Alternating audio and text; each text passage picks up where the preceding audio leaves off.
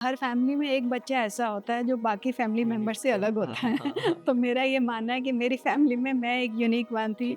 Astrology की भी बहुत सारी ब्रांचेस हैं, नाड़ी astrology, KP astrology, Gemini astrology, प्रश्न एस्ट्रोलॉजी। एक नया टर्म बताया आपने, टैरोट कार्ड रीडिंग भी आपको आती है? देखिए, ये विद्या जो है ये इजिप्ट में शुरू हुई थी। जिन लोगों के पास अपना डेट ऑफ बर्थ की डिटेल्स नहीं है, उनके लिए टैरो बहुत ओके। अच्छा है। तो अगर हम दूसरे के व्यू पॉइंट को समझें कि उसने ऐसा क्यों कहा या ऐसा वो क्यों सोच रहा है, तो कभी भी रिलेशनशिप्स खराब नहीं होंगे। इसमें मैं तो ये कहूँगी, आप रेकी के जो 5 रूल्स हैं उनको अपने जीवन में उतारें तो आपकी लाइफ सॉर्टेड।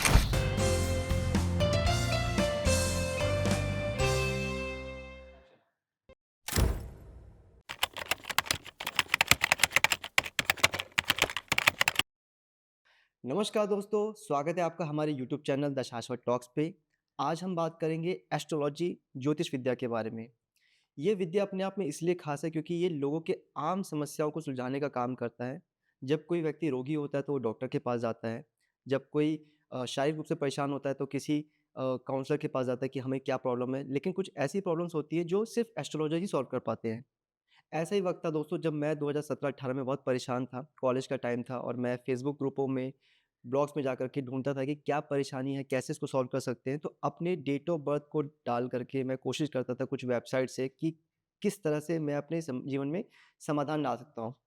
तो उसी बीच फ़ेसबुक ग्रुप्स में काफ़ी सारे एस्ट्रोलॉजी ग्रुप्स होते थे। वहाँ पे मुझे बहुत सारे एस्ट्रोलॉजर्स मिले जिनमें से एक थी डॉक्टर मोनिशा भाटिया जी। इनके पोस्ट अपने आप में काफ़ी ख़ास होते थे और इनको पढ़कर मैं काफ़ी इंस्पायर होता था और मेरे जैसे काफ़ी सारे लोग थे जो इंस्पायर होते थे। वो आज हमारे बीच पॉडकास्ट में आई हुई हैं। आज हम उनसे जानेंगे numerology, palmist, tarot card reading, placebo effect, तमाम वो सारे विषय जो ज्योतिष में आते हैं, ज्योतिष के अंतर्गत आते हैं। और ये अपने आप में एक ऐसा ऐसा ज्ञान है, ऐसी विद्या है जो लोगों को जाननी भी चाहिए और मुझे खुद इसके बारे में जानकारी लेने में बहुत आनंद आता है, तो इसके बारे में हम जानेंगे। तो स्वागत है आपका डॉक्टर मोनिशा भाटिया जी हमारे चैनल पे। काफ़ी अच्छा लग रहा है आपसे मिल कर के। कभी सोचा था कि आपसे मिलूँगा, कुछ दिन पहले ही मैं आपसे मिलने गया था इस पॉडकास्ट को लेकर के और आज हम यहाँ बैठे हैं, कैसा लग रहा है आपको? बहुत अच्छा लग रहा है। ठीक है, काफ़ी लोगों के प्रॉब्लम्स हैं एस्ट्रोलॉजी को लेकर के, कंसर्न है जो मुझे आपसे पूछने हैं। जितना मैं आपके बारे में जान पाया, आपकी एजुकेशन और आपके एस्ट्रोलॉजी में आने का, तो आप एक साइंस बैकग्राउंड के स्टूडेंट रहे थे, लेकिन फिर आप एस्ट्रोलॉजी में आए तो उसका क्या कंसर्न था? किसी ने मोटिवेट करा या आपको अच्छा लगा एस्ट्रोलॉजी? एक्चुअली मैं साइंस बैकग्राउंड से हूँ, मैंने केमिस्ट्री में पोस्ट ग्रेजुएशन की और उसके बाद फिर मेरे को जो था ना मन में लगता था कि कुछ और करना चाहिए, कुछ और करना चाहिए, this is not my life path. Okay. और धीरे-धीरे फिर मैंने रियलाइज़ किया कि मैं अपने फ्री टाइम पे एस्ट्रोलॉजी की बुक्स पढ़ती हूँ। तो जब सही दशा आई तो मैंने इस चीज़ को प्रोफ़ेशनली करना शुरू कर दिया। तो बेसिकली ये चीज़ सीड बन के ऑलरेडी प्रेज़ेंट थी और जब सही समय आया तो फिर ये अपने आप ही एक यू कैन से प्लांट के रूप में बन गई। मैं ये क्यों पूछ रहा हूँ मैं आपको बताता हूँ। काफ़ी सारे मेरे जैसे मैं ये मानता हूँ कि जैसे व्यक्ति होता है उसको वैसी संगति मिलती है, वैसे ही लोग होते हैं। तो आपने ये जो डिसीज़न लिया, कहीं न कहीं आपकी संगति या तो ऐसी होगी, कुछ तो चलो मानते हैं प्रारब्ध होते हैं, डेस्टिनी होती है। बट क्या आपकी संगति या किसी नेटवर्क में कोई फ्रेंड ऐसे थे जिन्होंने इंस्पायर किया आपको या कोई आपको लेके आया यहाँ पे? जी नहीं, ऐसा बिल्कुल नहीं है। देखो, हर फैमिली में एक बच्चा ऐसा होता है जो बाकी फैमिली मेंबर यूनिक से है। अलग हाँ, होता हाँ, है। हाँ, हाँ। तो मेरा ये मानना है कि मेरी फैमिली में मैं एक यूनिक वन थी, ठीक है। जिसका हमेशा अकेले बैठने में इंटरेस्ट था, ध्यान करने में इंटरेस्ट था, इस मेरा तरह भी, की चीज़ें सेम। पढ़ने में इंटरेस्ट था। तो शायद उसी की वजह से मेरा इन चीज़ों को पढ़ने में बहुत इंटरेस्ट था, क्योंकि मुझे अकेले बैठ के इस तरह की बुक्स पढ़ना बहुत अच्छा लगता था। मतलब तो आपको अपना स्पेस पसंद था कुल मिला के। जी। तो उसी चक्कर में मैंने बुक्स खरीद के पढ़ना शुरू किया और धीरे-धीरे फिर नॉलेज गेन की। ये पर्टिकुलर कौन-सा टाइम था? मतलब ऐज आप बता सकते हो कि किस ऐज की बात है ये? जी, ये जब मैं 15 साल की थी तब मैंने पहली जो थी बुक पढ़ी थी। पिताजी लेकर आए थे कहीं रेलवे प्लेटफ़ॉर्म से और लाके उन्होंने रख दी और जब मेरा हाथ उस पुस्तक पर पड़ा तो उसके बाद फिर मैं पूरी किताब पढ़ डाली और फिर स्कूल में काफ़ी बच्चों ने अपने हाथ दिखाए और मुझे बहुत अच्छा लगता था जब मैं कुछ-कुछ चीज़ें बताती थी और लोग कहते थे ये तो सही बताया। फिर टीचर्स ने मुझे बुलाना शुरू कर दिया, फिर टीचर्स के भी हाथ देखने शुरू कर दिए। फिर मुझे इस चीज़ में और इंटरेस्ट जागा। फिर मैंने कॉलेज डेज़ में तब तक पहुँच चुकी थी और फिर कॉलेज डेज़ में मैंने खुद से कुछ बुक्स खरीदी और पढ़नी शुरू कर दी, क्योंकि हमारे टाइम पे यूट्यूब वगैरह नहीं होते थे। ये सब नहीं होते थे, तो हुँ। हम जो भी करते थे या तो कोई गुरु मिल जाता जो कि मुझे उस समय मिला नहीं, लेट जाके मिले मुझे ये कुछ। कौन-सा ईयर था? देखिए आज से 30 साल पहले की बात है। अच्छा, तो ये तब का समय 95। था। जी, 95 में मैं 95 से भी थोड़ा पहले, ओके, 95 में तो मैं कॉलेज में थी, तो अच्छा। उससे भी थोड़ा पहले जब मैं 15 साल की थी, तब मैंने ये हाथ देखने शुरू किए थे और बुक्स पढ़नी शुरू की थी। तो मुझे पामिस्ट्री बहुत अच्छी लगती थी। वहाँ से मुझे प्लैनेट्स के बारे में पता चला और वहीं से फिर जो मेरे हाथ में किताब लगी थी, वैसी ही एक और मैंने ऑथर की किताब खरीदी जिसको कीरो बोलते हैं, काफ़ी फ़ेमस हाँ, ऑथर हैं। हाँ। तो वहाँ से मुझे पता चला न्यूमरोलॉजी भी कोई चीज़ होती है क्योंकि उस बुक में न्यूमरोलॉजी के बारे में भी वर्णन था। तो इस तरह से धीरे-धीरे यात्रा बढ़ती गई और नई-नई विद्याएँ सीखते गए। तो ये जो आपने एक्सपीरियंस बताया ना, ये मेरे साथ भी हो रखा था जब मैं 14-15 साल का था और मेरे दीदी मेरे घर में जो भी होते थे, मैं उनसे डेट ऑफ बर्थ पूछता था। बोलता था कि भई अपना बताओ ज़रा मैं आपको कुंडली बना के दिखाता हूँ। तो पेपर में कलम बना कर के बुक से तो नहीं हो पाते थे, लेकिन हमारे टाइम पे तो ऐप्स होते थे, तो आपको पता ही है जितने भी ऐप्स होते हैं। अब ये मुझे आपसे ये जानना है कि उस टाइम पे तो वेबसाइट नहीं होते थे और गुरु भी मिलना बड़े मुश्किल होते थे, तो how you find the Guru, right गुरु? क्योंकि आज के समय में एक प्रॉब्लम ये है लोगों के पास कि ऑप्शंस बहुत ज़्यादा हैं। मतलब मैं ये अपनी बात भी बता रहा हूँ, मुझे भी एस्ट्रोलॉजी में काफ़ी इंटरेस्ट है और मैं गूगल, यूट्यूब, फेसबुक और आप जैसे जितने भी गुरु लोग हैं, उनके पोस्ट पढ़ के ही इंस्पायर होता हूँ, उनसे सीखता हूँ। लेकिन ये समझ नहीं आता कि how to find the right guru, right astrologer to teach to learn the astrology subject, कैसे पता करें? मतलब आपने कैसे पता करा? पहले तो मुझे ये जानना है। देखिए मैंने जब सीखी थी उस समय भी ऐसा नहीं था कि मैं बहुत सारे गुरुओं को जानती थी या मेरा कुछ किसी से भी इंटरेक्शन था। तो हुआ ये था कि क्योंकि मैं खुद सेल्फ टॉट काफ़ी ज़्यादा हूँ, मैंने 80% तो खुद से पढ़ खुद के पढ़ा। सीख लिया था तब तक। मगर मुझे चाहिए थे कोई गुरु जो कि मुझे बताएँ कि मैंने जो सीखा है वो सही है कि नहीं। तो जब मैंने बताया कि जिनसे मैंने रेकी और टैरो सीखा था, उन्हीं लेडी ने मुझे बताया कि उनके पास एक एस्ट्रोलॉजर हैं जिनको वो कंसल्ट करती हैं और वो अच्छे हैं। तो मेरे लिए उनका बोलना क्योंकि एक गुरु ही मुझे बता रहा है, उनका हुँ, इतना ही बोलना मेरे लिए बहुत था कि मेरा उन पे विश्वास हो गया हुँ। कि मैं इन्हीं टीचर से सीखूँगी और वो वाक़ई में काफ़ी अच्छे टीचर साबित हुए और उनसे मुझे बहुत कुछ सीखने को मिला श्री मनोज भंडारी जी। आपसे काफ़ी दिनों बाद मिला हूँ और मैंने आपके बारे में अपने ऑडियंस को भी बताया था, तो उनके भी कुछ क्वेश्चन्स हैं और मेरे भी कुछ क्वेश्चन्स हैं। तो ये एस्ट्रोलॉजी एक तो पूरा एक सब्जेक्ट है मैम, ठीक है? यहाँ पे टैरोट कार्ड रीडिंग, पाल्मिस्ट, न्यूमरोलॉजी, क्या ये एस्ट्रोलॉजी का पूरा पार्ट है कि ये डिफरेंट-डिफरेंट विषय हैं? देखिए सारी ज्योतिष विद्याओं की ही अलग-अलग कड़ियाँ हैं, जिसको हम कहते हैं ऑकल्ट विद्या। ठीक है। अंग्रेज़ी में इसको हम ऑकल्ट विद्या कहते हैं और हिंदी में हम बोलते हैं ज्योतिष। ज्योतिष में न्यूमरोलॉजी भी आती है, टैरो भी आता है, वैदिक एस्ट्रोलॉजी भी आती है। एस्ट्रोलॉजी की भी बहुत सारी ब्रांचेज़ हैं, नाड़ी astrology, KP astrology, Gemini astrology, प्रश्न एस्ट्रोलॉजी, बहुत सारी ब्रांचेज़ हैं। तो एस्ट्रोलॉजी अपने आप में एक बहुत बड़ा समुद्र है, जिसमें एक आपको महारत पाने में एक जन्म भी कम है क्योंकि अब हर जो विषय है वो अपने आप में ही एक बहुत बड़ा समुद्र है। हुँ, तो ये ऐसा सब्जेक्ट है कि अगर आप इसको सीख भी लें तो भी आपको on going life long daily इसके बारे में कुछ ना कुछ नया ही सीखने को मिलेगा, तो अभ्यास करते रहना पड़ता है। ऐसा नहीं कि अगर आप सीख गए हैं तो उसके बाद आपको पढ़ने की ज़रूरत नहीं है। तो ये डेली पढ़ने वाला विषय है क्योंकि बहुत से ऐसे सूत्र हैं जो कि आपको अगर कंठस्थ नहीं होंगे तो आप प्रिडिक्शन में कुछ ना कुछ गलती कर सकते हैं, तो आपको पढ़ते रहना पड़ेगा इस सब्जेक्ट को। ठीक है। मुझे ना इसमें पूछना है आपसे कि ये एक तरह का क्या मैथमेटिक्स है? क्योंकि एक पर्टिकुलर प्लेसमेंट्स होती हैं, लगन chart, 12th placement, 9th placement, भाग्य हाउस, अ, क्योंकि मैंने देखा है कि एक मैथमेटिक्स कैलकुलेशन करते हैं कुछ एस्ट्रोलॉजी, जब मैंने उनको कुंडली बनाते हुए देखा है। आजकल तो ऐप्स हो गए, लेकिन कुछ लोग ऐप्स फ्रेंडली नहीं है, वो खुद से ही क्रॉस चेक भी करते हैं। तो क्या ये एक तरह का मैथमेटिक्स है? जी, बिल्कुल मैथमेटिक्स है। जो एस्ट्रोलॉजी है वो एक स्काई का मैप है आपके जन्म के समय, जिस दिन और जिस भी जगह पर आपका जन्म हुआ था, उस समय स्काई में क्या प्लैनेट्स की प्लेसमेंट्स थे? परिस्थिति थी, वही आपका मैप बन जाता है।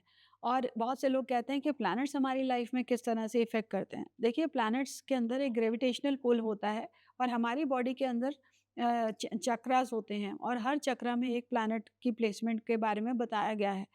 तो हमारे प्लैनेट जो ब्रह्मांड के हमारी बॉडी के जो चक्रास हैं, उनमें जो प्लैनेट्स की एनर्जीज़ हैं, वो ब्रह्मांड की प्लैनेट्स की एनर्जीज़ के साथ जुड़े हुए हैं। हुँ, जैसे कि मून जब फुल मून होता है, तो ग्रेविटेशनल पुल होता बहुत है। ज़्यादा होता है। समुद्री समुद्र की ज्वार-भाटा जो आते हैं। हाँ, जो वेव्स हैं वो उठती हैं, उसी उसी समय वो समय होता है जब जो लोगों को मानसिक तौर पे काफ़ी ज़्यादा इमोशंस विचलित हो हाई जाते रहते हैं। हैं। हाँ, तो अगर चंद्रमा हमारे शरीर में इफ़ेक्ट कर सकता है, तो बाकी ग्रह भी कर कर सकते हैं। सकते हैं। अब रही बात कैलकुलेशन की, ज्योतिष के 2 अंग होते हैं, एक तो होता है गणित और एक होता है जो प्रिडिक्शन वाला पार्ट होता है, फलित। तो फलित। तो बहुत से लोग आजकल फलित के ऊपर ज़्यादा ज़ोर देते हैं, गणित के ऊपर कम ज़ोर देते हैं। मगर जो हमारे पुराने एस्ट्रोलॉजर्स हैं, वो गणित भी करते थे और फलित भी फलित भी करते थे। करते थे। तो ऐसा बोला जाता है कि इसके पीछे भी एक स्टोरी है, अगर आप कहें तो मैं आपको हाँ, हाँ, बताती हूँ। बिल्कुल प्लीज़। एक बार माता पार्वती स्नान करने गई और वहाँ पर नारद मुनि जी आ गए। तो भगवान शिव ने उनसे पूछा कि भगवान शिव ने नारद मुनि जी से पूछा कि माता पार्वती कहाँ हैं? तो नारद मुनि ने अपनी ज्योतिष लगाकर बता दिया कि वो इस समय इस जगह पर आपको मिल जाएँगी, वो स्नान करने गई हैं। तो शिव जी वहाँ पहुँच गए और माता पार्वती को बहुत क्रोध आया और उन्होंने क्रोध के पश्चात उनको श्राप दिया कि आज के बाद तुम्हारी कोई भी जो प्रिडिक्शन है, जो भी एस्ट्रोलॉजी है वो फेल हो जाएगी। तो उन्होंने उनसे बहुत माफ़ी माँगी, भगवान शिव से भी माफ़ी माँगी कि प्लीज़ इसको चेंज कर दीजिए, ऐसा नहीं है। मैंने तो शिव जी के पूछने पर बताया था। माता पार्वती ने कहा ठीक है कोई बात नहीं, मैं ऐसा कर सकती हूँ कि अगर आप गणित में अच्छे होंगे, आने वाले समय में जो भी एस्ट्रोलॉजर्स होंगे, वो अगर इस विद्या को सीखते हैं, तो यदि वो गणित में अच्छे होंगे, तो उनकी फलित ठीक नहीं होगी और अगर फलित में अच्छे होंगे, तो गणित ठीक नहीं होगी। अच्छा। ऐसा इसके साथ एक माइथोलॉजिकल स्टोरी भी जुड़ी हुई है। मुझे काफ़ी सारे लोगों ने बताया था कि कुछ श्रापित है ये विद्या। कई जगह जो है एस्ट्रोलॉजी से आपस में ही सहमत नहीं होते हैं। कई बार मतलब इसको आप अन्यथा मत लेना और प्लीज़ ऑडियंस भी इसको अदरवाइज़ मत लेना कि वो फेसबुक ग्रुप में वो लड़ते रहते हैं। वो एक-दूसरे की निंदा हल्की-फुल्की हो रही है कि वो गलत है। वो अपने आप को एक्सपर्ट बताते हैं। हम अच्छे हैं, हमारी सही प्रेडिक्शंस है। देखिए, जो हमारी जो एस्ट्रोलॉजी की किताबें हैं, पुस्तकें हैं, उसमें जो उसमें ये वर्णन है कि एस्ट्रोलॉजर के लिए कुछ उन्होंने मापदंड बताए कि बीइंग अ गुड एस्ट्रोलॉजर आपको किन चीज़ों को ध्यान में रखना पड़ेगा। ठीक तो है। सबसे पहले तो ये है कि आपको अपने अंदर घमंड नहीं लेकर आना। आपको एक विनम्र इंसान ह्यूमिलिटी बहुत ज़रूरी है इस चीज़ में और आपको एक ट्रूथफुल जीवन जीना चाहिए बीइंग अ एस्ट्रोलॉजर। आपको सत्य को अपनाना चाहिए, हम्बल होना पड़ेगा और आपको रेगुलर अपनी नॉलेज को अपडेट करना पड़ेगा। ये कुछ चीज़ें हमारी जो एस्ट्रोलॉजी की पुस्तकें हैं, जो हमारे हुँ। पुराने ऋषि-मुनियों ने लिखी हैं, उसमें इस चीज़ के बारे में बताया गया है।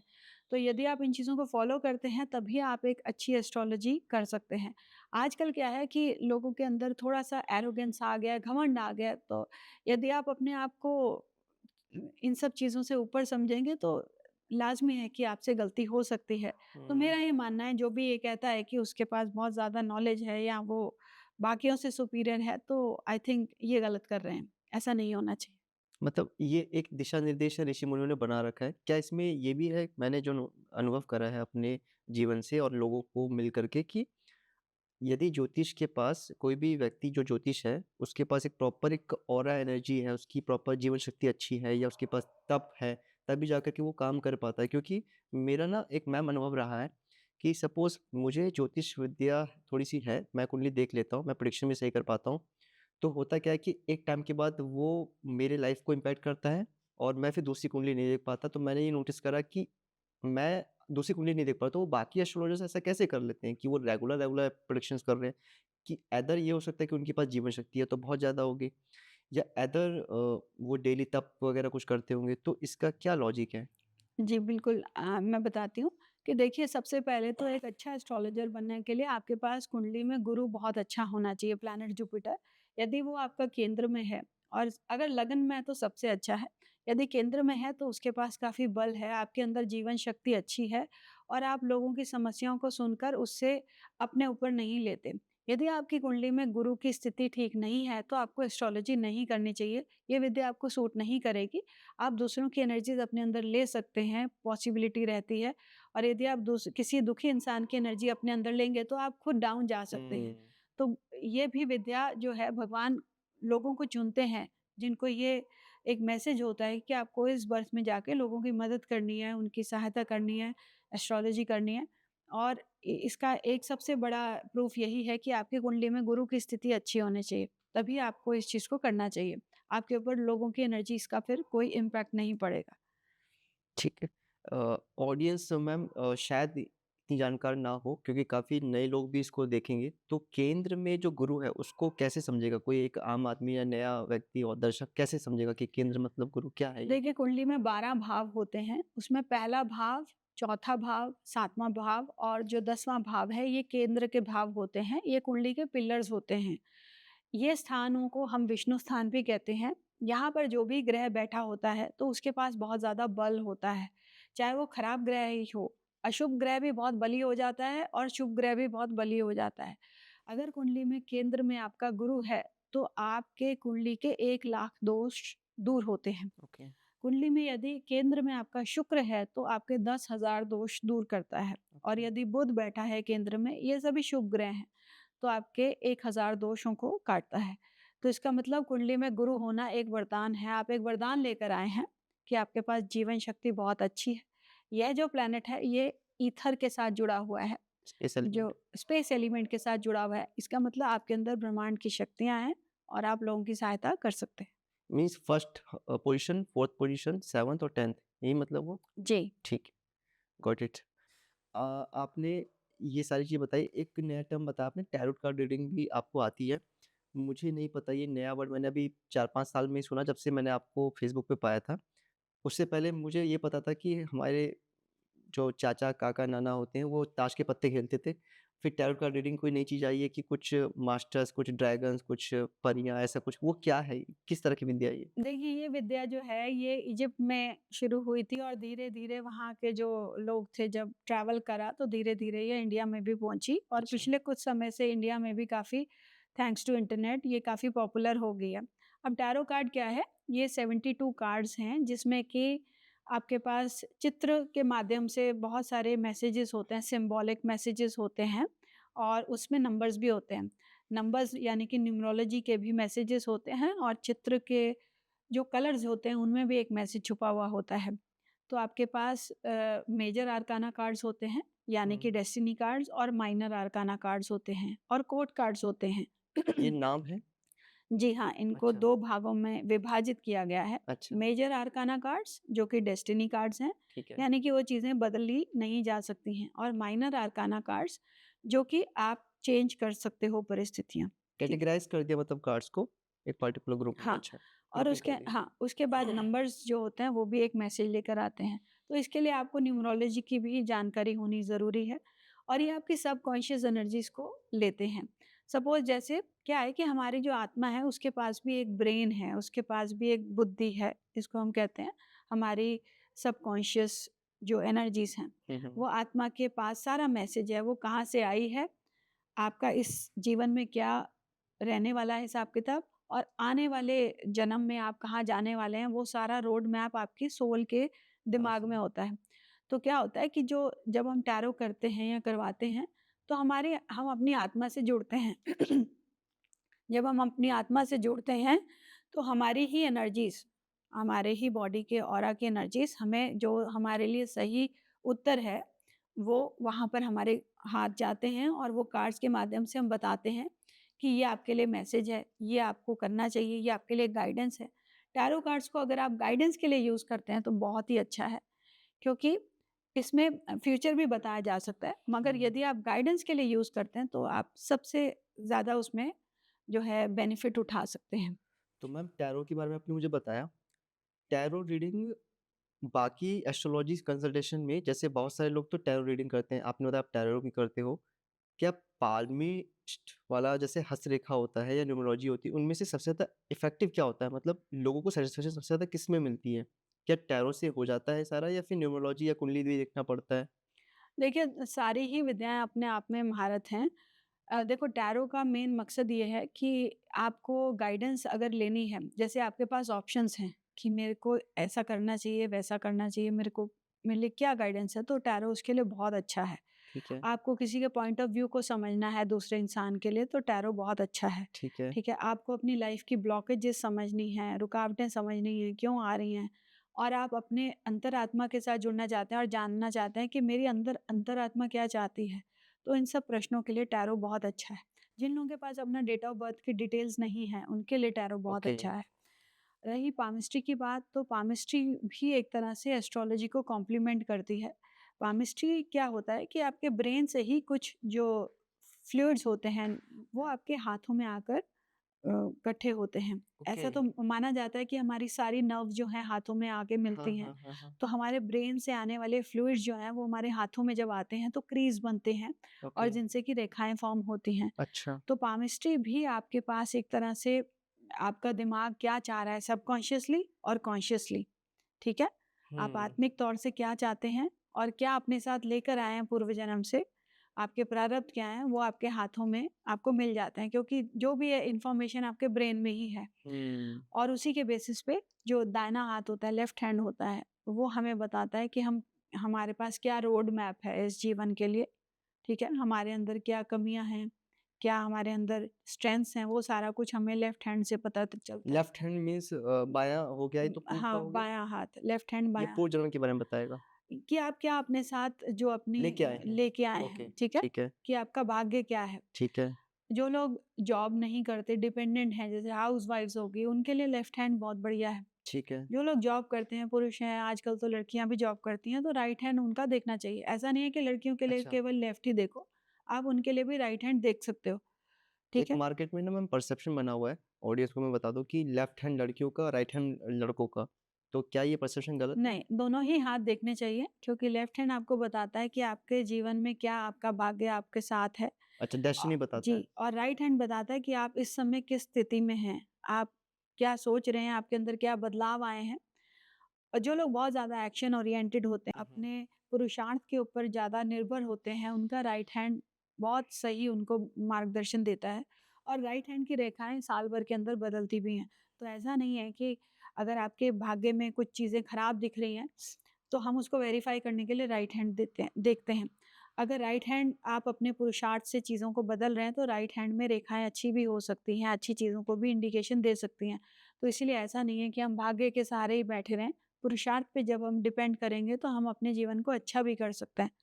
तो रेखाएँ भी बदलती हैं, वही मैं बता रही हूँ कि मुझे राइट हैंड इसमें क्लैरिटी चाहिए। मुझे लगता है ऑडियंस को भी इसमें पूछना होगा कि राइट हैंड चाहे वो पुरुष का हो या फीमेल का हो, दोनों के लिए एक्शन ओरिएंटेड के लिए राइट हैंड ही देखना चाहिए जी, और लेफ्ट हैंड आपके प्रारब्ध, डेस्टिनी या आप क्या लेकर के आए हो, चाहे वो मेल हो, फीमेल हो, उनके लिए देखा जाता है, राइट? जी।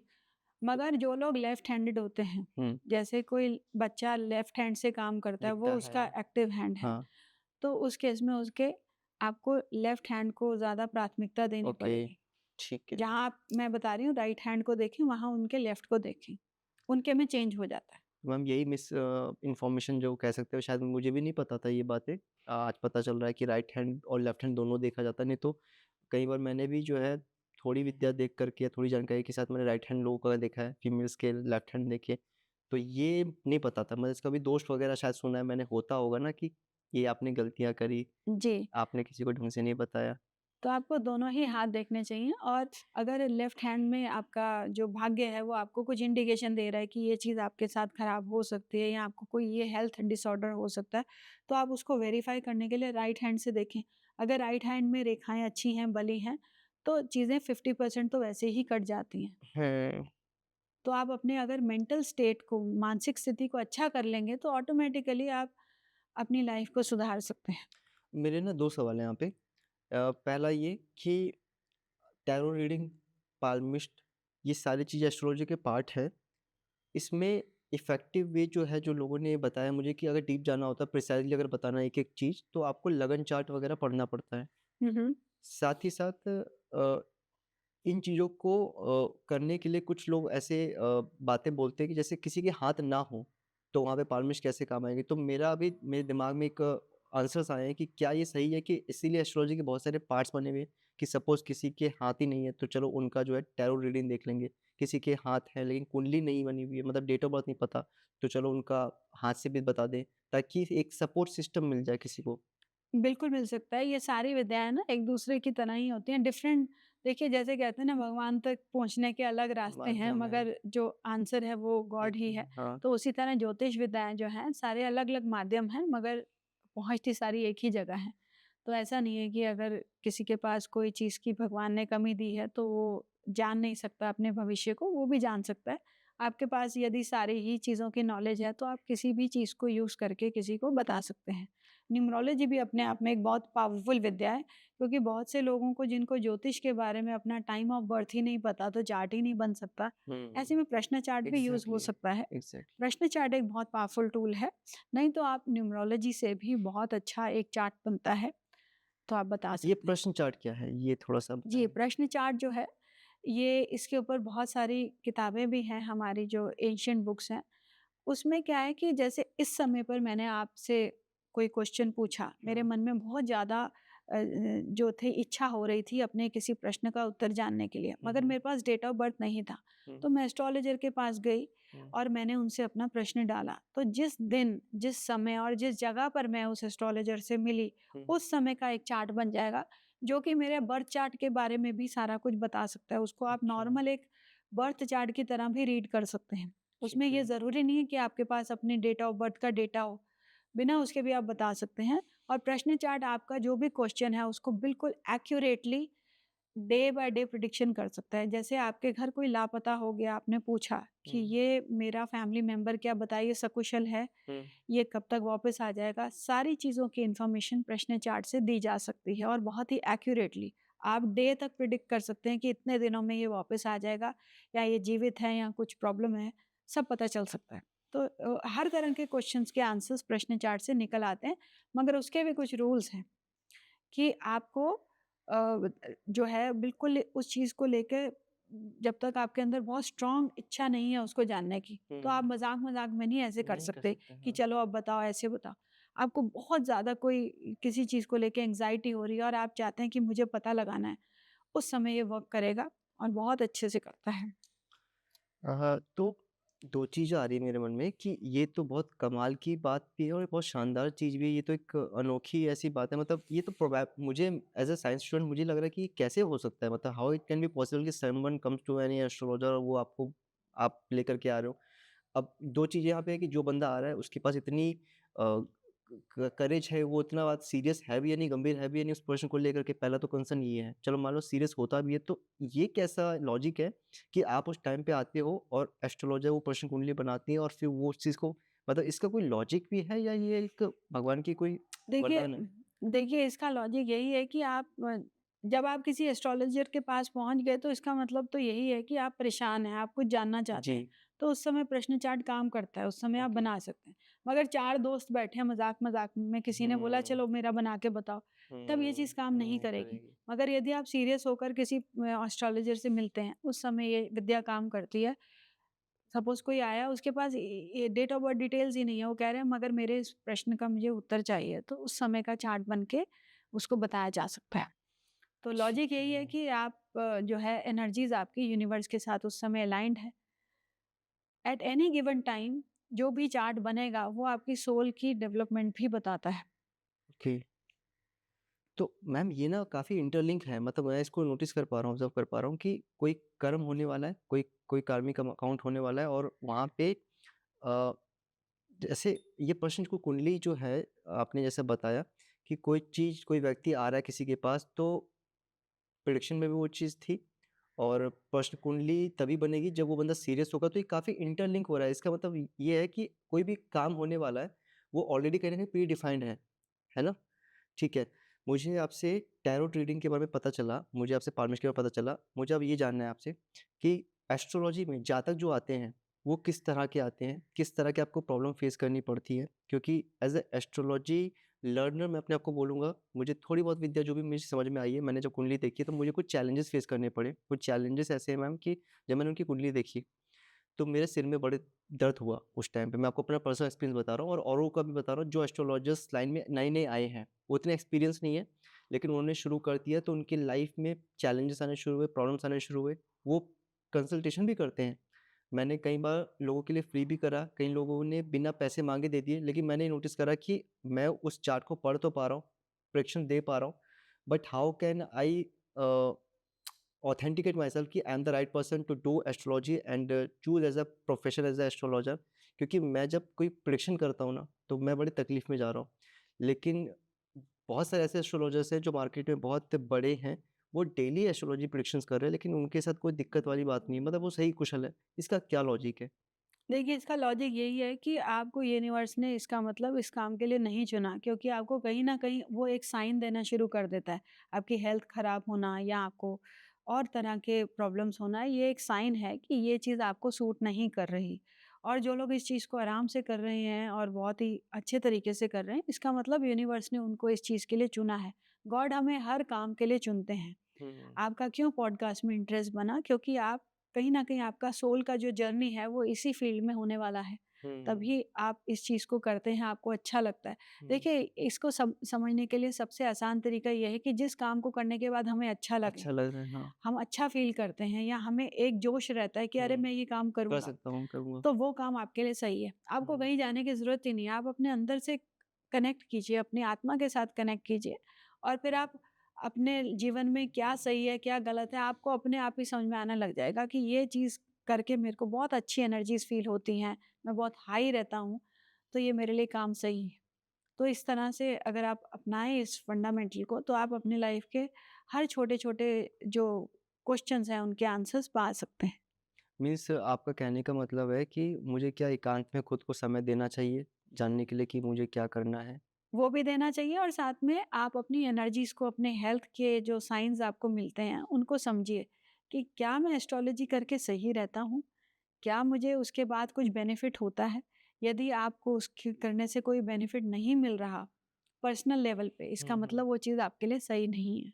मैम जिनको किया है उनकी लाइफ़ में तो बहुत अच्छा हुआ है, वो सैटिस्फाई भी हुए हैं, लेकिन मुझे 3 चीज़ समझ में आई कि मेरी पर्सनल लाइफ़ भी ठीक नहीं हुई उसके बाद, तो एक प्रोफ़ेशनल साइड लाइफ़ भी से ठीक नहीं हुई। इम्बैलेंस हो गया ना, हाँ, हाँ। दोनों को फ़ायदा होना चाहिए। ये ऐसी चीज़ है कि एस्ट्रोलॉजर को भी उससे लाभ हो हुँ, और जो आपसे पूछने आए हैं उनको भी लाभ हो। यदि एक पार्टी को लाभ हो रहा है तो आप अपनी एनर्जीज़ दे रहे हैं, इसका मतलब आपकी एनर्जीज़ बैलेंस नहीं हो रही। सबसे पहले तो फ्री में एस्ट्रोलॉजी कभी नहीं करनी चाहिए। हुँ, उससे क्या होता है कि आप दूसरे की जो समस्याएँ हैं अपने ऊपर ले लेते हैं, क्योंकि आपका जो कार्मिक जो बैलेंस है वो नहीं हुआ। आपने हुँ। किया और उसके बाद उसको जो है, अगर आप प्रोफ़ेशनली करते हैं तो वही चीज़ कट जानी चाहिए जब आपने एक प्रोफ़ेशन समझ के किया और आपने उनको उनसे कुछ पैसे सलाह दी लिए, और हाँ। उनसे पैसे लिए। यदि आप पैसे नहीं ले रहे तो आप उनके कर्मों के साथ जुड़ जाते हैं और आपको कहीं न कहीं समस्या आनी शुरू हो जाती हैं। हुँ। तो दोस्तों हमने अभी बहुत सारे सवाल करे मैम के साथ ज्योतिष विद्या के बारे में, टैरो रीडिंग, पाल्मिस्ट और अभी हम न्यूमरोलॉजी के बारे में बात करेंगे क्योंकि इनके पास काफ़ी सारे ऐसे अनुभव हैं जो ऑडियंस को सुन के बहुत अच्छा लगेगा। बहुत सारी ऐसी बातें हैं जो मैम अब अपने से बताएँगे, मैं उन्हीं से पूछूँगा कि क्या-क्या उनके एक्सपीरियंस रहे हैं, किस तरह के एस्ट्रोलॉजर्स, किस तरह के ज्योतिष के जातक इनके पास आए हैं, कैसे रहे उनके अनुभव? तो मैम आपके जो अभी तक जो अनुभव रहे हैं, उसके बारे में थोड़ा बताइए कि किस तरह के प्रेडिक्शंस आपने करे हैं मार्केट में जो जातक आए हैं, उनको किस तरह के चैलेंजेस फेस करने पड़े हैं? और आप कुछ क्लिनिकल वाला कुछ ऐसा आपने बताया कि आप ऐस क्लिनिकल हिप्नोथेरेपी। हाँ, वो क्या चीज़ है, वो नया चीज़ सुनने में आया क्योंकि रेकी हीलिंग तो मैंने सुनी है, लेकिन ये चीज़ मैंने पहली बार आप ही से सुनी है। देखिए, क्लिनिकल यानी कि something which is medically approved और हिप्नोथेरेपी यानी कि किसी को उसके मेंटल लेवल पे जाके हील करना। ऐसा माना जाता है कि कोई भी बीमारी या परेशानी की शुरुआत आपके माइंड से ही होती है। जी, और दूसरी चीज़ है कि मैंने बताया, आपका जो सोल है उसके पास भी एक ब्रेन है जिसको सबकॉन्शियस बोलते हैं। तो आपके सोल के पास भी ब्रेन है। हिप्नोथेरेपी में क्या होता है कि हम पेशेंट को रिलैक्स करवाते हैं और वो रिलैक्स जब होते हैं, एक स्क्रिप्ट होती है, उसके माध्यम से पेशेंट रिलैक्स होते हैं और उसके सबकॉन्शियस के साथ हम कनेक्ट करते हैं। ठीक है। जब उसके सबकॉन्शियस में कनेक्ट करते हैं तो उसकी प्रॉब्लम की जो रूट कॉज़ है वहीं पर ही छुपी होती है। तो वहाँ पर उसको ले जाके हील करते हैं। ये बहुत ही पावरफुल एक थेरेपी है, जिससे कि हम किसी के पास्ट लाइफ में भी उसको लेके जा सकते हैं। ओके, कई हमारे लाइफ की जो समस्याएँ हैं, उनका उत्तर हमारे पिछले जन्म में छुपा होता है ओके, और कई समस्याएँ होती हैं, जो आपके अंदर डर वगैरह, भय छुपा होता है। उसके भी पीछे कुछ एनर्जीज़ होती हैं, जिनको हम एक्सप्लोर करते हैं और हम उनकी बॉडी से निकालते हैं। कई बार डिप्रेशन के पेशेंट्स आते हैं, वो भी हिप्नोथेरेपी से 100% क्योर होके जाते हैं। कई बार एडिक्शन के पेशेंट्स आते हैं, वो भी हिप्नोथेरेपी से बिल्कुल ठीक होके गए हैं। और कई लोगों को बहुत सारे हेल्थ इश्यूज़ होते हैं, और लोग हमारे पास आते ही तब हैं जब डॉक्टर्स जवाब दे देते हैं। तो जहाँ मेडिकल साइंस फ़ेल हो जो जाता फेल है। हो जाती है, तो उसके बाद फिर लोग हताश होके आते हैं और बोलते हैं आप जो भी करते हैं उससे हमारी प्रॉब्लम को हील कीजिए। तो मैंने बहुत सारे लोगों की ऐसी हेल्थ प्रॉब्लम्स ठीक की हैं, जो कि उनकी मेडिकली नहीं ठीक हो पा रही थी और उसका कारण यही था कि उनकी बॉडी के अंदर एनर्जीज़ थी जिनको रिमूव किया हिप्नोसिस के माध्यम से और वो बिल्कुल ठीक हो गए। तो ये बहुत सारे आपकी लाइफ के जो रिलेशनशिप इश्यूज़ हैं, उनको भी ठीक करने की क्षमता रखता है। प्रोफ़ेशनल इश्यूज़ अगर आ रहे हैं, उनको भी ठीक करने की क्षमता रखता है। आपके फैमिली मेंबर्स के साथ, नियर एंड डियर वन्स के साथ अगर कुछ मनमुटाव हो रहा है या आप कई ऐसी समस्याएँ जिनसे आप भूल नहीं पा रहे हैं, उनके साथ हुँ, जुड़े हुए हैं और उनसे ट्रेजेडी अपने कुछ आप हो को गई। हाँ, तो आगे नहीं बढ़ पा रहे हैं, तो भी हिप्नोथेरेपी उसमें बहुत हेल्प करता है। तो बेसिकली आपके ऑलमोस्ट लाइफ़ के सभी एरियाज़ को ये ट्रीट कर सकता है और कैंसर जैसी चीज़ों का भी कहीं न कहीं एक बहुत ही स्ट्रॉन्ग लेवल पे इलाज जो है हिप्नोथेरेपी में हो सकता है। तो इसमें ना मेरे को कुछ सवाल आ रहे हैं और मुझे जानना भी जिज्ञासा भी है कि क्या ये कुछ ऐसा है क्या कि किसी के साथ कोई ब्लैक मैजिक कर दिया तो उसका ये सॉल्यूशन है, या कोई ऐसी सिचुएशन में चला गया है जो आकस्मिक घटना, जैसे कोरोना काल में किसी की डेथ हो गई, दे वर नॉट एक्सपेक्ट कि हमारे वो स्वजन चले जाएंगे, तो वो जो ट्रॉमा, वो जो ट्रेजेडी, वो जो धक्का लगता है, तो उस धक्के से उसकी लाइफ को फिर से वापस पटरी पे लाने के लिए किसी ऐसे व्यक्ति के पास जाया जाता है जो उनको फिर से एक बूस्ट दे, फिर से वो एनर्जी दे, क्या ये ऐसा है? जी, बिल्कुल हो सकता है। ब्लैक मैजिक भी मैंने बहुत सारे केसेस हील किए हैं और जिसमें कि लोग आपके बॉडी के अंदर कुछ-कुछ प्रक्रियाएँ करवाते हैं तांत्रिक से मिलकर हुँ। और कई बार कुछ एनर्जीज़ ऐसी होती हैं, जैसे कि कुछ लोगों की बिना टाइम मृत्यु हो जाती अकाल है, मृत्यु। अकाल मृत्यु हो जाती है, तो उनकी आत्माएँ भटकती रहती हैं हुँ, और उनको रिलीज़ नहीं मिलता। तो वो आत्माओं को क्योंकि रिलीज़ चाहिए होता है, तो वो किसी ऐसे जातक की बॉडी में आके रहना शुरू कर देती हैं, जिसकी एनर्जी लेवल बहुत ही ज़्यादा कम लो होती होती है, है या उसका अच्छा, ऑरा बहुत कमज़ोर होता है। ऑरा यानी अच्छा, कि एनर्जी फ़ील्ड ठीक है, काफ़ी कम गॉट होती है, इट। तो उसकी एनर्जी में आके वो रहना शुरू कर देती हैं और उसको अंदर से खाना शुरू कर देती हैं। ओके। जैसे आप देखते हैं कइयों को एडिक्शन की इश्यूज़ लग जाती हैं या कइयों का बिल्कुल एक रेडिकल बिहेवियर में चेंजेज़ आते हैं। चेंज दिन देखा है, दिन जी। के समय बिल्कुल अलग होते हैं, रात के समय बिल्कुल अलग होते हैं। मूड स्विंग होता शरीर है। में भारीपन रहना, कुछ ऐसी आदतें पड़ जाना जिसका समझ नहीं आ रहा कि ये कहाँ से आई। बहुत सारे चेंजेस होते हैं, साइन्स एंड सिम्पटम्स होते हैं, जिसका कि इंडिकेशन होता है आपकी बॉडी में कोई फॉरेन एनर्जी रह रही है या किसी ने तंत्र किया हुआ है। तो वो 100% हिप्नोथेरेपी से हमने हील किया है और लोगों को उससे बहुत अच्छा रिलीफ मिला है और इसका बहुत, बहुत ज़्यादा पावरफुल इफ़ेक्ट है। Better than I would say even going to a tantrik, क्योंकि कई बार तांत्रिक भी एग्री करते हैं कि हमने जो किया है प्रोसेस वो ठीक है और हम इनको जो सोल्स होती हैं इनको व्हाइट लाइट में रिलीज़ करते हैं, उसके बाद पेशेंट बिल्कुल ठीक हो जाता है। तो मैम मुझे ऐसा लगता है कि काफ़ी सारे मार्केट समाज में ऐसे लोग हैं, जिनको मैंने देखा है कि शायद उनको इस प्रॉब्लम का पता ही नहीं कि कहाँ पे सॉल्व हुआ जाता है। वो या तो साइकियाट्रिस्ट के पास जाते होंगे, या फिर मनोवैज्ञानिक चिकित्सक के पास जाते होंगे, क्योंकि वो मूड स्विंग होना, अचानक ही एक पल में बहुत अच्छे से बिहेव करें, एक पल में अचानक गुस्सा आ गया, या अपने कैरेक्टर से अलग कैरेक्टर के बन के वो बात करना, धोखा चलना, चीट देना। तो how one can identify that person should be a patient, और उसको इस ट्रीटमेंट की ज़रूरत है, कैसे आइडेंटिफाई करेगा कोई? देखिए डॉक्टर्स जैसे बोलते हैं ना इसको स्किज़ोफ्रेनिया है, ये एक अजीब-सी दिमाग की बीमारी है हुँ, या कइयों को बिना वजह एंग्ज़ायटी हो जाती है। हुँ, छोटी-छोटी बात पे एंग्ज़ियस होने लग जाते हैं। हुँ, हुँ, तो कुछ भी मानसिक जो बीमारियाँ होती हैं, जो कि जैसे साइकोलॉजिस्ट के पास आप सालों-साल जाते हैं मानसिक प्रॉब्लम्स के लिए, हुँ, तो उनसे आसानी से हम छुटकारा पा सकते हैं हिप्नोथेरेपी से और 100% इसका क्योर होता है। तो जो भी आपको इस तरह के अगर एंग्ज़ायटी के साइन्स आ रहे हैं, डिप्रेशन के, सुसाइडल टेंडेंसीज़ आ रही हैं। मेरे पास एक आज से 3 साल पहले की बात है, 2021 में एक लड़की आई थी जो कि क्लास 10th की स्टूडेंट थी।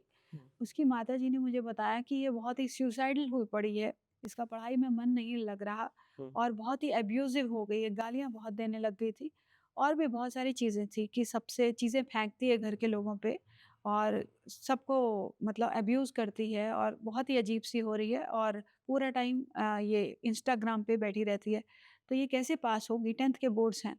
तो जब मैंने उसका सेशन किया तो उसकी एक सेशन में 25 एंटिटीज़ निकली और उसके बाद फिर दोबारा उसको बुलाया गया, तिबारा बुलाया गया, उसके 6 सेशंस किए जिनमें कि 75 एंटिटीज़ निकली, हुँ, सोल्स उसकी बॉडी के अंदर रह रही थी जो कि और उनसे हमने पूछा कि आप इनसे क्या करवाती हो? तो सोल्स ने बताया कि ये जो उस दिन ये घटना हुई थी ना, ये मैं करवा रही थी।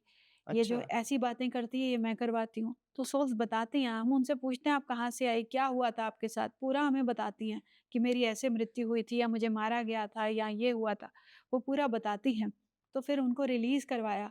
फिर उस लड़की को 7वीं बार बुलाया, उसकी पास्ट लाइफ सेशंस किए कि हुँ, फैमिली मेंबर्स के साथ इश्यूज़ क्यों आ रहे हैं। हुँ। तो मल्टीपल पास्ट लाइफ्स जब की तो वहाँ पर बहुत सारी चीज़ें निकल के आई, जिनको जब हमने हील किया तो उसके बाद वो लड़की ठीक हो गई और उसने 10th के बोर्ड्स भी दिए।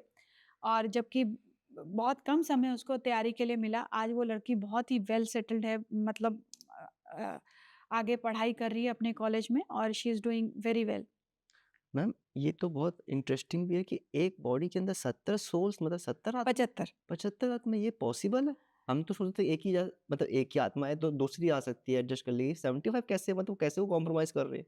70 देखिए ऐसा नहीं है कि आत्मा बोला जाता है, कोई कहता है यहाँ रहती है, कोई कहता है यहाँ रहती है, हाँ, आत्मा कहीं पर भी रह सकती है। ये जो सोल्स होती हैं, आपको शरीर में बहुत सारी जैसे प्रॉब्लम्स हो रही हैं, जैसे उस लड़की को हाथों में दर्द रहती थी हाँ, या पाँव में दर्द रहती थी या पेट की समस्या थी या चेस्ट में इश्यूज़ थे, स्किन के इश्यूज़ थे, हाँ। कानों में सुनाई देता था, हुँ, आँखों में फड़फड़ाती थी, बहुत सारे ऐसे इश्यूज़ थे। तो वो सारी जो एंटिटीज़ थी वो उन्हीं जगहों में रहती थी। आपको जो हेल्थ की प्रॉब्लम्स आती हैं, वो एंटिटीज़ उन्हीं जगहों में रह रही होती हैं, वो आपको कॉज़ करती हैं। कई लोगों को खाना नहीं हज़म होता, व्हीट नहीं खा सकते, वहाँ पर भी एंटिटीज़ निकली हैं इस तरह की समस्या वाले लोगों के लिए। मतलब पेट के अंदर? हाँ, पेट के अंदर रहती हैं ओहो! और कइयों को पीठ में दर्द रहता है, तो वहाँ पर एंटिटीज़ होती हैं। बहुत सारी चीज़ें, नींद नहीं आती है। मेरे मुझे ना इसमें एक सवाल आ रहा है और बहुत अच्छा लग रहा है मुझे कि ऐसा भी कुछ है तो मैं इस पे आपसे ऑफ टॉपिक भी बात करूँगा। तो अगर ये लो एनर्जी वालों के साथ है, तो क्या हाई एनर्जी वालों के साथ भी वो 75 आत्माएँ क्या रह सकती है? जी नहीं, अगर आपकी एनर्जी हाई है तो आपका ऑरा ऑरा मतलब आपकी एनर्जी फ़ील्ड हमारे सबके एक 4 मीटर तक 4 सेंटीमीटर्स तक बहुत अच्छी एक एनर्जी फ़ील्ड होती है, जो कि कोई उसको इन्वेड नहीं कर सकता। अगर वो एनर्जी फ़ील्ड कम है, ब्रेक हो गई है, तब बाहर की जो शक्तियाँ हैं, ये हमारे शरीर के अंदर आ सकती हैं। जिस बच्चे की जो ऑरा है वो स्ट्रॉन्ग है, उसकी एनर्जी लेवल भी हाई है, तो वो उसकी बॉडी के अंदर घुस ही नहीं सकती। तो इसीलिए बोला जाता है कि आप डरोगे तो उन चीज़ों को बुलाओगे। तो जो लोग स्ट्रॉन्ग होते हैं माइंड से, जो कहते हैं हमें नहीं डर लगता, हम भगवान में विश्वास करते हैं, पूजा-पाठ करते हैं, गाली-गलौज से दूर रहते हैं, अपनी लाइफ में अच्छी आदतें डालते हैं, तो हुँ, हुँ। आपकी बॉडी में वो कभी नहीं आएँगी। जो लोगों का जीवन शैली जो है ठीक नहीं है, देर-देर तक सोना हुँ, और बिल्कुल अपने कमरे में अंधेरा करके रखते हैं, सूर्य से दूर रहते हैं, सनलाइट ही नहीं उनको पता क्या है, कमरे बंद रहते हैं, ऐसे लोग बहुत अच्छा एक सोर्स बन जाते हैं जिनकी बॉडी में ये एनर्जीज़ आके हुँ। रहना शुरू हो जाती हैं। या आपकी जीवन शैली ठीक नहीं है, आपका खान-पान ठीक नहीं है, तो भी आपका जो ऑरा है ना, वो कमज़ोर हो जाता है। तो इनको एंट्री मिल जाती है और आपके शरीर के अंदर आके रहना शुरू कर देती हैं। तो इसीलिए जो हमारे सनातनी धर्म है, उसमें बहुत सारी चीज़ें लिखी हुई हैं कि आपको एक पर्टिकुलर लाइफ़स्टाइल अपनी फॉलो करना है। फ़ॉलो करना चाहिए। सुबह जल्दी उठना चाहिए, सूर्य को प्रणाम करना चाहिए, रोज़ हुँ। नहाना चाहिए, ये सारी चीज़ें आपके एनर्जी फ़ील्ड को स्ट्रॉन्ग करती हैं। तो ये इसका सात्विक, राजसिक, तामसिक भोजनों से भी क्या ताल्लुकात है? बिल्कुल, बिल्कुल, अगर आपका जीवन में सारी सात्विक शैली है, तो आपके शरीर में कभी ये एंटर नहीं कर सकती। मगर यदि आप डिप्रेस्ड रहते हैं, नेगेटिव सोचते हैं या ऐसे एनवायरनमेंट में काम करते हैं, कई लोगों की जॉब्स ऐसी होती हैं, जहाँ पर बहुत ही ज़्यादा उनको एंग्ज़ायटी रहती है, टेंशन रहती है, वहाँ पर उनका ऑरा वीक होना शुरू हो जाता है। या अगर आपके घर में ऐसा माहौल है कि घर में हर समय लड़ाइयाँ हो रही हैं या घर में जो एनवायरनमेंट है वो ठीक नहीं है, तो भी आपका ऑरा कमज़ोर हो जाता है, तो फिर इनको एंट्री मिल जाती है। मैम जैसे आपने बताया कि वो हाई एनर्जी वाले जो लोग हैं, सोल्स हैं जैसे हम हैं, तो 70% 75% चीज़ें तो लो एनर्जी वाले आत्मा वहाँ पे चले जाते हैं, लेकिन क्या हाई एनर्जी वाले के साथ क्या हाई एनर्जी सोल पे टच करते हैं क्या? नहीं, नहीं आ सकते? नहीं, अच्छा, जब भी आपकी हाई एनर्जी है, आप सात्विक जीवन जी रहे हैं, पूजा-पाठ कर रहे हैं, पॉज़िटिव सोच रहे हैं, तो आपके अंदर कभी कोई एनर्जी नहीं आ सकती। कोई सपोर्ट मिलता है क्या एक्सटर्नल? क्योंकि काफ़ी लोगों ने बोला है कि यार हम बहुत पूजा पाठ करते हैं, हमें इंट्यूशंस होती है, हमें एनर्जीज़ मिल जाती है कई बार, क्या तो सपोर्ट आप मिलता है? यूनिवर्स की एनर्जीज़ कैप्चर करते हैं ओके, ना, जितना आप सात्विक होंगे, जितना अच्छा, आप पूजा-पाठ करेंगे, मेडिटेशन करेंगे, तो जो यूनिवर्स की एनर्जीज़ हैं, उनके साथ आप जुड़ते हैं और आपको मैसेजेस मिलते हैं। इसीलिए बोला जाता है ना कि आप मेडिटेशन करो, तो आपको यूनिवर्स मैसेजेस देता है। अच्छा, आपकी जो एनर्जीज़ हैं, वो यूनिवर्स से कनेक्ट होती हैं। ये पॉजिटिव एनर्जी। काफ़ी नई चीज़ बताई आपने, ये मुझे नहीं पता था कि ऐसा भी कुछ होता है मार्केट में कि ये एक सर्विस के पार्ट में ही आता है या फिर ये काफ़ी लोगों को पता नहीं है इसके बारे में? बहुत कम लोग इसके बारे में जानते हैं। लोग सोचते हैं हिप्नोथेरेपी सिर्फ़ पास्ट लाइफ़ रिग्रेशन ही है, अच्छा। मगर ऐसा नहीं है। पास्ट लाइफ़ हिप्नोथेरेपी का एक पार्ट है। हिप्नोथेरेपी में बहुत सारे तरीके से आप हीलिंग्स कर सकते हैं, जिसमें हम कई बार इनर चाइल्ड हीलिंग भी करते हैं कि आज की डेट में कोई इंसान के साथ प्रॉब्लम क्यों है, तो हम ना 2 सेशंस लेते हैं। पहला सेशन होता है कॉग्निटिव, जिसमें हम उसके पूरा लाइफ़ हिस्ट्री लेते हैं, समझते हैं कि उसकी लाइफ़ में क्या-क्या हुआ, उसको क्या-क्या समस्याएँ हैं। फिर हमें समझ में आता है कि हमको उसकी हीलिंग कहाँ-कहाँ करनी है। तो कई बार हमें पता चलता है उसका बचपन ही इतना खराब गुज़रा है, तो इनर चाइल्ड हीलिंग करते हैं हम उसकी, ठीक है? कई बार फैमिली हीलिंग करते हैं, फैमिली में प्रॉब्लम्स होती हैं, फैमिली कई बार आपको डर होता है, फ़ियर फ़ोबियाज़ होते हैं, उसके लिए हम उसको पास्ट लाइफ़ में लेके जाते हैं। हुँ। वहाँ पर देखते हैं कि ऐसा क्या हुआ था जो आज इतना फ़ियर फ़ोबिया है। डिप्रेशन के पेशेंट्स, कई बार आपके जीवन में कोई ऐसी घटनाएँ घटी होती हैं जिसकी वज़ह से आपके अंदर डिप्रेशन आ जाता है, तो उन घटनाओं पर आपको लेके जाते हैं और वहाँ पर फ़ॉरगिवनेस करवाते हैं। एक्सेप्टेंस एक तरीके से। एक आपको एक स्टोरी बताती हूँ। एक लड़का मेरे पास आया, उसको डिप्रेशन था, कुछ 7-8 महीनों से वो दवाइयाँ खा रहा था और बहुत पहले अच्छा काम कर रहा था। सडनली 7-8 महीने से वो डीप डिप्रेशन में था। जब उससे बात की तो ये समझ में आया कि उसके फादर ने सुसाइड कर लिया था, क्योंकि फाइनेंशियल प्रॉब्लम थी और वो हॉस्पिटलाइज़्ड थे, अभी जीवित ही थे मगर उन्होंने ज़हर खा लिया था। तो वो जब हॉस्पिटल में गया तो डॉक्टर ने बोला इनको अभी पानी नहीं देना 24 घंटे। तो उसके पिताजी ने उसको इशारा किया कि मुझे पानी दो। तो उसने फ़ादर को पानी पिला दिया, उससे रहा नहीं गया, उसने फ़ादर को पानी पिला दिया और अगले दिन उसके फ़ादर की डेथ हो गई। तो वो इस गिल्ट में जी रहा था कि मैंने क्योंकि पानी पिलाया तो मेरी वज़ह से मेरे फ़ादर की डेथ हो गई, अपने आप को गिल्टी समझ रहा था, उसकी वज़ह से वो डिप्रेशन में चला गया। तो उसको समझाया, उसको लेके गए इसी लाइफ़ के उसी एपिसोड में जहाँ पर फ़ादर की डेथ हुई थी, तो वहाँ पर उससे फ़ॉरगिवनेस करवाई, अपने फ़ादर से उससे माफ़ी मंगवाई और फिर जाके वो लड़का नॉर्मल हो गया, उसकी दवाइयाँ भी ख़त्म हो गई, आज वो नॉर्मल जीवन जी रहा है और हुँ। काफ़ी अच्छी प्रोग्रेस कर रहा है अपने काम में। तो एक तरीके से अपराध बोध में जी रहा था, ग्लानि भाव में था वो, क्योंकि उसको लगा कि मेरी वज़ह से ऐसा कुछ हो गया। कई बार लोग ले लेते हैं कि जिसकी वो गलती नहीं होती, वो फिर वो एक्सेप्ट कर लेते हैं। तो आपकी बातों में, आपके चीज़ों में बहुत सारी चीज़ें, मैं इसको और भी चीज़ें पूछूँगा। मैं पहले ऑडियंस को बता दूँ कि ये बहुत सारी चीज़ें हैं, ऐसी काम की बातें जो आपको समझ में आनी चाहिए या फिर आपको जाननी चाहिए, जो मैं आज नया सीख रहा हूँ। और इस तरह की चीज़ें लोगों की लाइफ़ में कैसे इम्पैक्ट कर सकती है, वो एक बहुत ही अच्छा शानदार बताया मैम ने। इसको मैं और भी आगे लेके चलूँगा। तो दोस्तों, हमने अभी मैम से क्लिनिकल थेरेपी के बारे में जाना, थोड़ा-सा पाल्मिस्ट के बारे में जाना, थोड़ा एस्ट्रोलॉजी के बारे में जाना।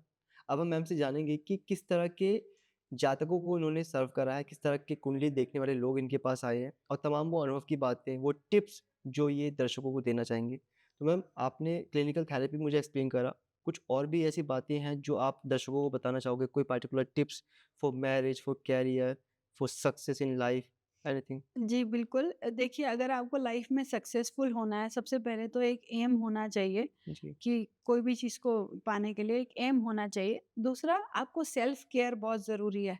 अगर आप उस एम की तरफ बढ़ना चाहते हैं, तो आपको अपने आप बारे को में भी सोचना चाहिए। बारे में सोचना चाहिए कि मैं किस तरह से हेल्दी माइंड से और बॉडी से रह सकूँ। हुँ, तो सेकंड टिप ये है कि अपना सेल्फ केयर पे बहुत ध्यान दें। तीसरी चीज़ है कि आपको एक भगवान पे विश्वास होना चाहिए कि हर चीज़ का एक टाइमिंग होता है। कई बार कोई चीज़ को होने में टाइम भी लग जाता है। तो हुँ, ये एक प्रभु पे विश्वास होना बहुत ज़रूरी है कि जो भी चीज़ होगी वो अपने टाइम से होगी। हुँ, और चौथी चीज़ ये है कि आपको उस चीज़ को पाने के लिए पूरा निरंतर प्रयत्न करना चाहिए। आप ये फल की चिंता ना करें, गीता हुँ, में भी कहा गया है कि फल की चिंता ना करें, हुँ, बस उसको पाने के लिए लगन में लग जाएँ। हुँ, और जो आखिरी चीज़ है वो ये है कि आपको एक माइंड में विजुअलाइज़ेशन करनी बहुत ज़रूरी है। ये हम हिप्नोथेरेपी में भी करवाते हैं हुँ, कि आप कोई चीज़ को विजुअलाइज़ कीजिए कि आज से 2 साल बाद या 4 साल बाद मैं अपने आप को कहाँ देखना चाहता हूँ या चाहती हूँ। जी, तो वो चीज़ लगातार मन में विजुअलाइज़ कीजिए और अपने एम को सामने रखकर उसमें बढ़ते जाएँ आगे। यही चीज़ लाइफ़ के हर एरिया में फ़ॉलो होती है। अगर मैरिज में भी आप सक्सेसफुल होना चाहते हैं, तो आपको ये समझ लेना चाहिए कि हाथ की अगर 5 उँगलियाँ एक समान नहीं है, तो 2 लोग कैसे एक समान हो सकते हैं? हुँ, तो आपको मिल के रहना चाहिए। अगर आपके स्पाउस हैं, उनका टेम्परामेंट आपके साथ मैच नहीं करता, तो आपको थोड़ा-सा सूझ-बूझ के साथ उनको समझ के अगर परिस्थितियों के समय आप थोड़ा-सा अपने अंदर जो है सेंसिटिविटी ले आएँ और एग्रेशन को दबा दें, तो बहुत सी चीज़ें आपके अच्छे स्वभाव के कारण अपने आप ही हैंडल हो जाती हैं। आजकल क्या है, आजकल का ज़माना है कि एकदम से इंस्टेंट ग्रैटिफ़िकेशन का ज़माना है कि मुझे अभी खाना है तो एकदम ब्लिंकिट में ऑर्डर किया, फ़ोन ऑर्डर किया और चीज़ें आ जाती हैं।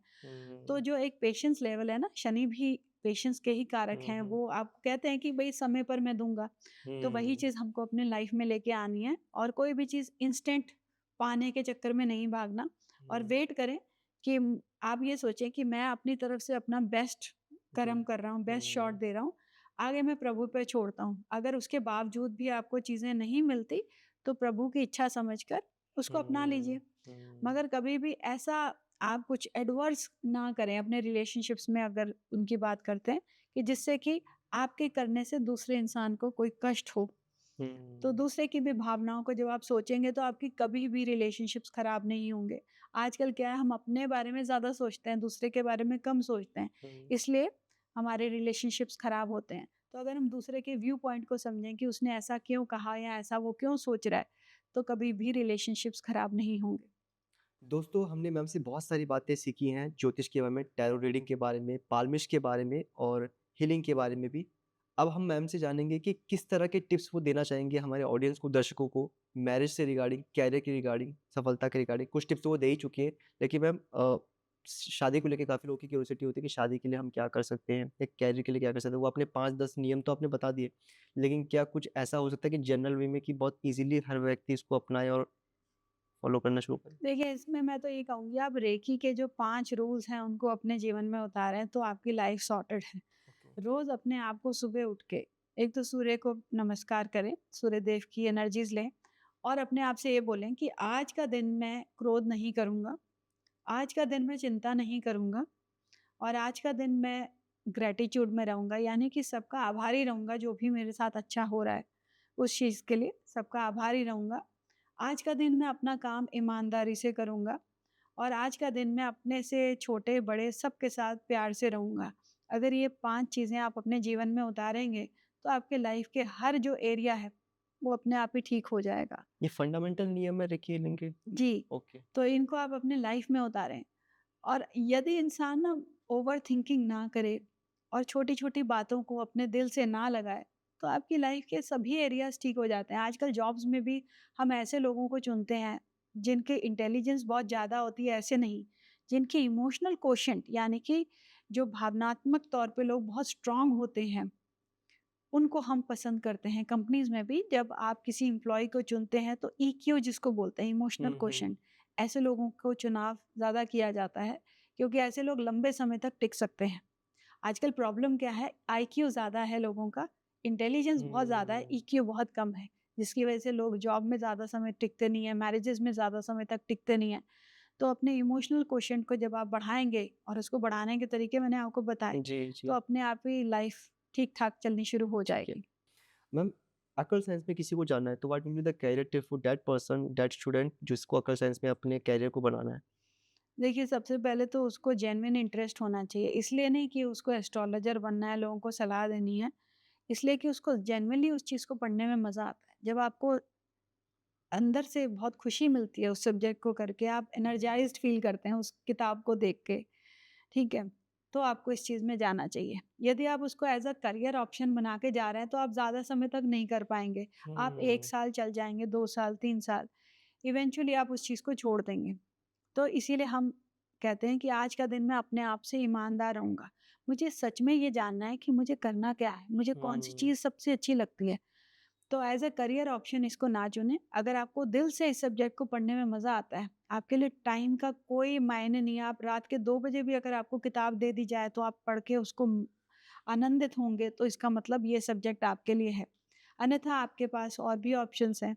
ठीक है। ये जो बेसिक चीज़ें मुझे लगता है कि मैम हर सब्जेक्ट के लिए ही होता होगा, सिर्फ़ एस्ट्रोलॉजी के लिए नहीं। कोई भी विषय सीखना तो उसको हर अपने आप को सब्जेक्ट के है लिए ना, होता है। अकेले रख कर मगर के ये सब्जेक्ट तो इसमें एक प्रारब्ध जुड़ा है, एक ईश्वरीय कृपा जुड़ी है। अगर ईश्वर ने आपको नहीं चुना, तो आप लाख सीखने के बाद भी प्रैक्टिस नहीं कर पाएँगे। ऐसे अपॉर्च्युनिटीज़ ही नहीं बनेंगी। मैम आपसे बहुत सारी चीज़ें पूछी हैं, जानी है। वक़्त कम है, बहुत टाइम हो चुका है और सवालों की लंबी संख्या है, लेकिन मैं आपसे एक सवाल बस पूछूँगा जो आपने अभी पॉडकास्ट में बताई थी कि आपने कहा था कि पाल्म में जो रेखाएँ होती हैं, वो आपके आपके मस्तिष्क के कुछ ऐसे सेल्स साथ होते जुड़ी हैं, होती हैं। जुड़ी होती हैं, है ना? तो मैंने नोटिस करा कि मेरे हाथ में कुछ रेखाएँ तो फिक्स हैं, जो बचपन से आज तक थी, लेकिन कॉलेज छोड़ने के बाद से लेके आज तक कुछ रेखाएँ हैं जो डेवलप हुई हैं, कुछ तिल भी आए हैं, जिसमें से त्रिशूल है, स्वास्तिक है, स्क्वायर्स है, ट्रायंगल है। तो इनके क्या महत्व है? मैं ये नहीं जानना चाह रहा कि इसका डीप एनालिसिस आप मुझे बताओ, लेकिन क्या ये कारण है कि कुछ तो रेखाएँ फिक्स हैं, कुछ रेखाएँ परिवर्तनशील हैं और आपने ये भी कहा था कि 1 साल में वो चेंज होते रहते हैं। उसके बारे में थोड़ा आप मुझे बताइए कि ये परिवर्तनशील क्यों हैं और कुछ रेखाएँ जो फिक्स हैं, वो फिक्स क्यों हैं? देखिए, जो फ़िक्स्ड हैं वो तो इसका मतलब आपके प्रारब्ध जो बदले नहीं जा सकते, ठीक ठीक है। है? और जो रेखाएँ चेंज होती हैं, जैसे हमारे राइट हैंड की रेखाएँ चेंज होती हैं, वो हमारा मेंटल इंक्लिनेशन, मानसिक जो झुकाव है, किस तरफ जा रहा है, उसके बेसिस पे चेंज होनी शुरू हो जाती हैं। जो स्क्वायर्स होते हैं, वो आपकी प्रोटेक्शन करते हैं। जहाँ पर भी स्क्वायर है, यानी कि आपको उस चीज़ से रिलेटेड भगवान की प्रोटेक्शन मिल जाएगी। ट्रायंगल्स भी बहुत अच्छे माने जाते हैं। ट्रायंगल्स भी आपको काफ़ी अबंडेंस देते हैं, लाभ देते हैं जहाँ पर भी होंगे, तो ट्रायंगल्स का होना भी अच्छा है। स्वास्तिक का भी ये भी एक शुभ संकेत है कि आपके ऊपर आपका धर्म की तरफ रुचि बढ़ रही है और भगवान की कृपा आपके ऊपर बननी शुरू हो गई है। तो आपके अंदर आपके हाथ में जो स्वास्तिक का निशान आया वो शायद इसलिए आया कि आपका पिछले पहले कुछ नहीं सालों था। में हाँ, स्पिरिचुअलिटी में, ईश्वर में ज़्यादा इंटरेस्ट बनना शुरू हुआ, तो ये आपके हाथ में बनना शुरू हो गया।